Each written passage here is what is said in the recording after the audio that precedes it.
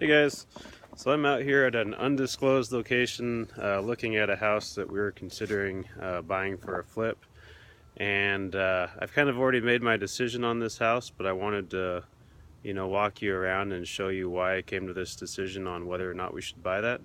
So I'm going to show you some of the things to look out for. So this is a little single family 3-bed 1-bath house. So this is some pretty serious termite damage, right here.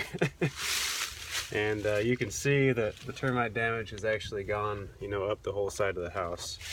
So definitely would need a whole lot of structural work on this house.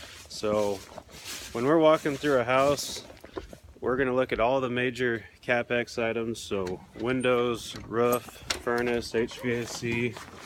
We're going to look at the plumbing, electrical, all foundation, all that kind of stuff.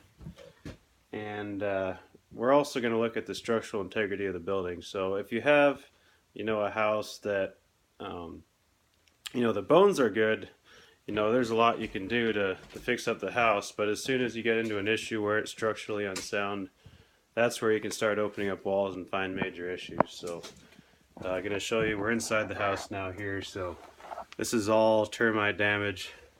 So, the fact that the termites are all the way up into the rafters, that tells me that, the structural integrity of this whole house is probably compromised. And, this could seriously open up a can of worms if we were to buy this and get into it. You can also see a hole in the floor here where these guys have, tried to, there's obviously some issues with the floor sagging, and they've tried to, prop that back up. So, to me, ARV on this house is probably only about 120, and this is one of those houses where you could really end up spending a lot of money on the rehab to get this thing to where it's structurally sound again. You'd basically have to rebuild the house. So unfortunately, this one is going to be a no-go for us, and those are the reasons why. So we've taken on some houses with with some pretty bad damage, fire damage and stuff like that. But as long as it's kind of isolated, or even termite damage, if you have termite damage but it's isolated to one section of the house where it was treated, then that's not that big of a deal.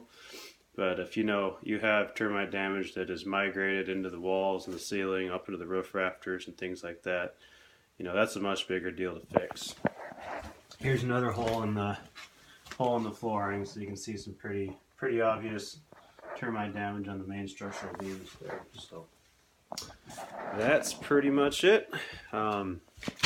Obviously, when you're putting together your scope of work, I make a line item. I have a checklist that I go through. So every major CapEx item I go and inspect. So I look at the windows that need to be replaced. That helps me estimate the cost. I look at the plumbing, roof, all the things I talked about earlier. So just make sure that you are looking at every single one of those items on a house. It's easy to get lazy and just kind of walk through it and say, yeah, this is 20 grand to rehab. But then, you can get yourself into trouble if you just kind of get lazy and don't follow the process, which I am guilty of sometimes. So anyway, hope that was helpful for you guys. Bye.